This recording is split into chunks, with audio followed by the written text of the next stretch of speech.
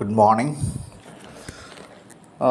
In this video, I would like to share some of the contributions of neoclassical economics.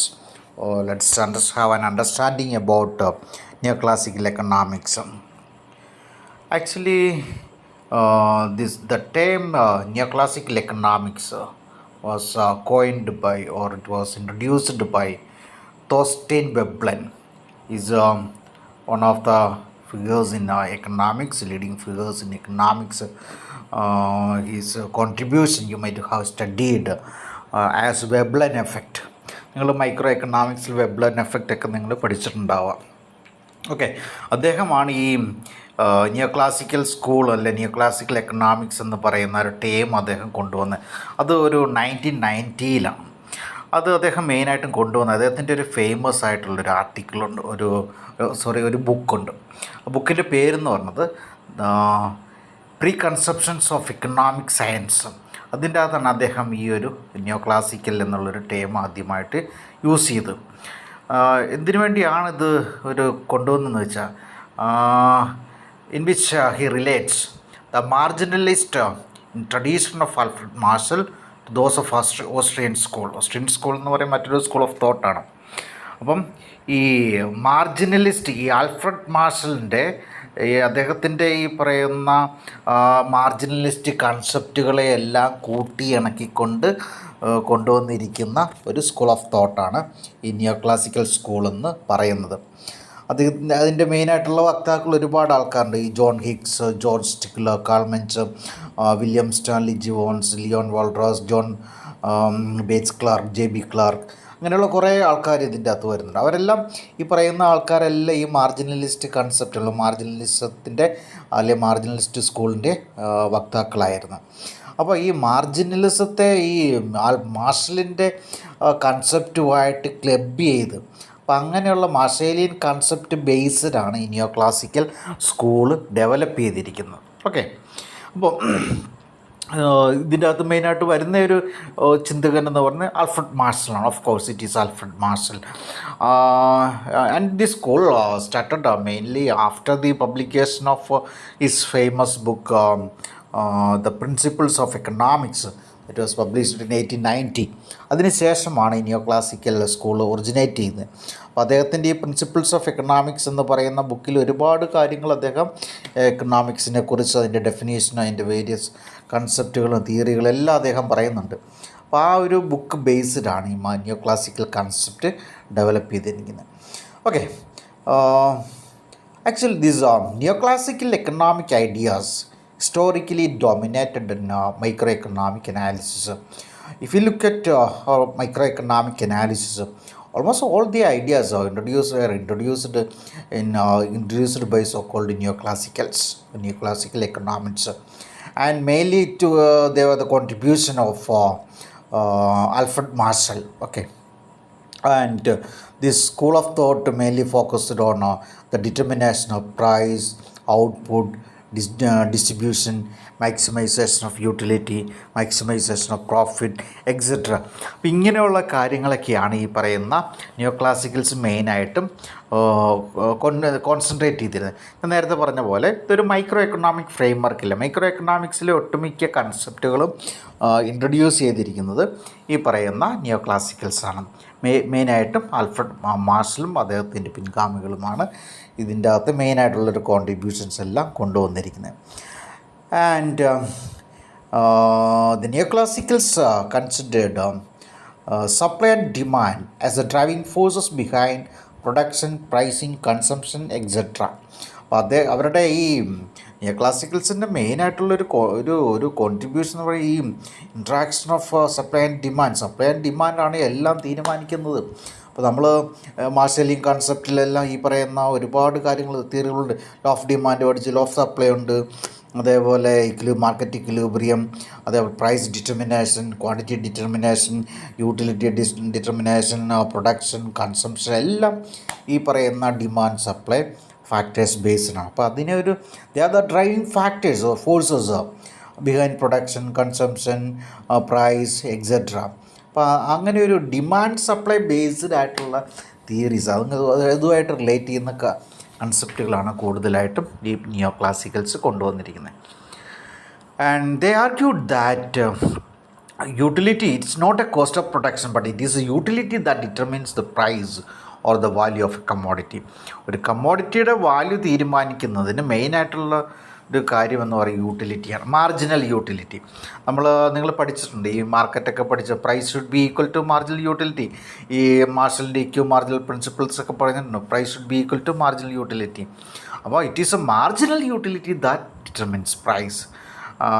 അതേപോലെ ഇവരുടെ ഒരു concept, all human beings they considered all human beings as rational. They assumed that all human beings are rational and they want to maximize either their utility or profit, and the aim is to maximisation പ്രിൻസിപ്പിളാണ് അത്. Utility ആവും, production ആവും, profit ആവും, എന്തോ ആവും. അപ്പോൾ അങ്ങനെ ഒരു കൺസെപ്റ്റാണ് ഇവർ കൊണ്ടുവന്നിരിക്കുന്നത്. ഓക്കെ, അപ്പോൾ ഇതാണ് മെയിനായിട്ടും അവരുടെ പ്രൈസ് തീരുമാനിക്കുന്നത് യൂട്ടിലിറ്റിയാണ്, മറിച്ച് കോസ്റ്റ് ഓഫ് പ്രൊഡക്ഷൻ അല്ല.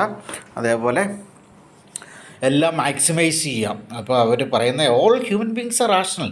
A rational man want to maximise their profit or utility. Okay, അപ്പോൾ അങ്ങനെ ഒരു ഐഡിയ ആണ് ഈ പറയുന്ന നിയോ ക്ലാസിക്കൽസിന് ജനറലായിട്ട് ഉണ്ടായിരുന്നത്. നമുക്ക് സ്പെസിഫിക് ആയിട്ട് മാർഷലിനെ കുറിച്ച് ഒന്ന് മനസ്സിലാക്കാം. മാർഷൽ എന്ന് പറയുമ്പം he was one of the influential economics that ever lived, and he made lot of contributions to the subject economics. എക്കണോമിക്സിൽ ഏറ്റവും കൂടുതൽ കോൺട്രിബ്യൂഷൻസ് നടത്തിയിട്ടുള്ളൊരു എക്കണോമിസ്റ്റാണ് ഈ ആൽഫ്രഡ് മാർഷൽ എന്ന് പറയുന്നത്. ഓക്കെ, അദ്ദേഹത്തെ ജനറലായിട്ടും പറയുന്നത് ഒരു സെക്കൻഡ് ജനറേഷൻ മാർജിനലിസ്റ്റ് എന്നുള്ള രീതിയിലാണ് അദ്ദേഹം ജനറലായിട്ട് ഈ പറയുന്ന മാർഷൽ അറിയപ്പെടുന്ന സെക്കൻഡ് ജനറേഷൻ മാർജിനലിസം. കാരണം അദ്ദേഹത്തിൻ്റെ തിയറികളെല്ലാം ഈ മാർജിനൽ കൺസെപ്റ്റുകൾ ബേസ്ഡാണ്. ഈ വൾറാസ് അല്ലെങ്കിൽ ഈ പറഞ്ഞ നമ്മുടെ എന്താ പറയുക, അവരുടെയൊക്കെ ആ ഒരു അവർ ഫസ്റ്റ് ആ ഒരു മാർജിനലിസ്റ്റ് സ്കൂൾസ് രണ്ടാമത്തെ മാർജിനൽ കൺസെപ്റ്റുകളുമായിട്ട് വന്നിരിക്കുന്ന ഒരു മെയിനായിട്ടുള്ള ഒരു എക്കണോമിസ്റ്റായിരുന്നു Marshall. And he was from Cambridge University. He was a British economist and from Cambridge University, and he was also a professor at University of Cambridge University. Then instead of using the term political economy, it was Marshall who firstly used the term economics. Political economic പകരം economics എന്ന് പറയുന്ന ആ term ആദ്യമായിട്ട് use ചെയ്തത് Alfred മാർഷലാണ്. ഇപ്പം അത് ഇദ്ദേഹത്തിൻ്റെ മെയിനായിട്ടുള്ളൊരു കോൺട്രിബ്യൂഷനാണ്. അപ്പോൾ എക്കണോമിക്സ് എന്നുള്ള ഒരു സബ്ജക്റ്റായിട്ട് ആദ്യം മാറ്റിയത് നമുക്ക് വേണമെങ്കിൽ ഇപ്പോൾ മാർഷലാണെന്ന് വേണമെങ്കിൽ നമുക്ക് പറയാനായിട്ട് പറ്റും. ഓക്കെ, ദെൻ അദ്ദേഹത്തിൻ്റെ മെയിനായിട്ടുള്ള ബുക്ക് ഞാൻ നേരത്തെ പറഞ്ഞ പോലെ the principles of economics, which was published in 1890. And actually his writings not to destroy the so-called classical ideas, but his writings were to supplement the classical ideas. അപ്പോൾ അദ്ദേഹം ക്ലാസിക്കൽസിൻ്റെ ഒരു critic അല്ലെങ്കിൽ അതിനെ ക്ലാസിക്കൽ ഐഡിയാസിനെ ക്രിട്ടിസൈസ് ചെയ്യുന്നൊന്നുമില്ല Marshall. Actually Marshall also was part of he is also considered as a part of so called classical school.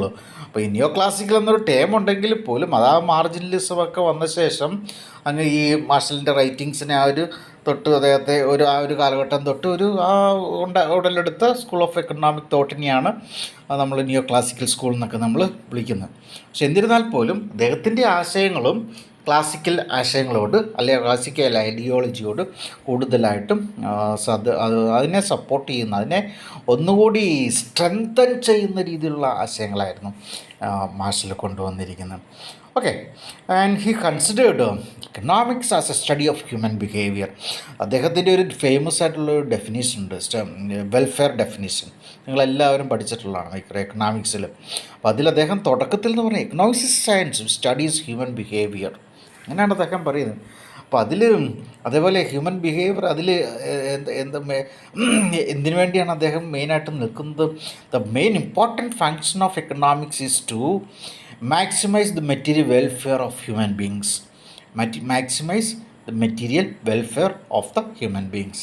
അതാണ് അദ്ദേഹത്തിൻ്റെ മെയിനായിട്ടുള്ളത്. അദ്ദേഹം എക്കണോമിക്സിനെ മെയിനായിട്ടും എക്കണോമിക്സിനെ കുറിച്ച് പറയുന്നത്. എക്കണോമിക്സിൻ്റെ മെയിൻ ഫങ്ഷൻ എന്ന് പറയുന്നത് ഹ്യൂമൻ വെൽഫെയർ മാക്സിമൈസ് ചെയ്യുക. Okay, now let's have understanding on some of the contributions of Alfred marshal. അദ്ദേഹത്തിൻ്റെ മെയിനായിട്ടുള്ള കുറച്ച് കോൺട്രിബ്യൂഷൻസ് നമുക്ക് നോക്കാം.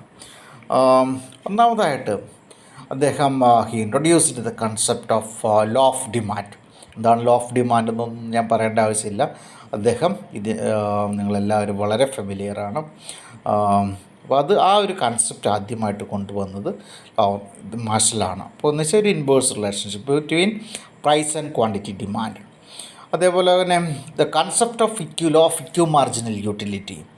The theory of equi marginal utility was also introduced by Marshall to economics. അപ്പോൾ അദ്ദേഹം അതിൻ്റെ അകത്ത് പറയുന്നത് എന്താണ്, ഇക്വിലിബ്രിയം എന്ന് പറയുന്നത് ഏത് പോയിൻ്റാണ്? Up to equilibrium level is reached at the point where the last unit of money spend on each items gives same level of satisfaction. ആ തിയറി എല്ലാം നിങ്ങൾ പഠിച്ചതാണ്. നമ്മൾ ആ ഗോസ് ആൻഡ് സെക്കൻഡ് ലോ പറഞ്ഞപ്പോഴൊക്കെ ഇത് പറഞ്ഞതാണ്. ഓക്കെ, ദെൻ മറ്റൊരു contribution elasticity concept, elasticity of demand. അത് ഇൻട്രൊഡ്യൂസ് ചെയ്തതും മാർഷലാണ്. എക്കണോമിക്സിൽ അത് ഇൻട്രൊഡ്യൂസ് ചെയ്തതും മാർഷലിൻ്റെ, അപ്പോൾ മാർഷലിൻ്റെ ഒരു കോൺട്രിബ്യൂഷനാണ്. ദെൻ അതേപോലെ മറ്റൊരു contribution the market equilibrium or the determination of price and output. അപ്പോൾ അദ്ദേഹം പറയുന്നത് price and output is determined by the market forces of demand and supply. അപ്പോൾ അതിലൂടെയാണ് ഈ പ്രൈസ് ആൻഡ് ഔട്ട്പുട്ട് തീരുമാനിക്കുക. അതും മാർഷലിൻ്റെ കോൺട്രിബ്യൂഷനാണ്. അതേപോലെ തന്നെ മറ്റൊരു ഒരു തിയററ്റിക്കൽ കോൺട്രിബ്യൂഷൻ എന്ന് പറയുന്നത് ദ മാർഷലിൻ കൺസ്യൂമേഴ്സ് ആൻഡ് പ്രൊഡ്യൂസേഴ്സ് സർപ്ലസ്. അപ്പോൾ കൺസ്യൂമർ സർപ്ലസ് എന്ന് പറയുമ്പോൾ എന്താണ്, what the consumer actually expect and what willing to pay and what he actually pays for a commodity. അപ്പോൾ അത് തമ്മിലുള്ള ഡിഫറൻസ്. അതേപോലെ പ്രൊഡ്യൂസേഴ്സ് സർപ്ലസ്, കൺസ്യൂമർ സർപ്ലസ് എന്നുള്ള പറഞ്ഞ കൺസെപ്റ്റുകളൊക്കെ കൊണ്ടുവന്നത് മാർഷലാണ്. അപ്പോൾ അതെല്ലാം കോമൺലി നോൺ ആസ് മാർഷലിയൻ സർപ്ലസ് എന്നാണ് അത് അറിയപ്പെടുന്നത്. ദെൻ നെക്സ്റ്റ് അദ്ദേഹത്തിൻ്റെ മറ്റൊരു കൺസെപ്റ്റാണ് ഇത്.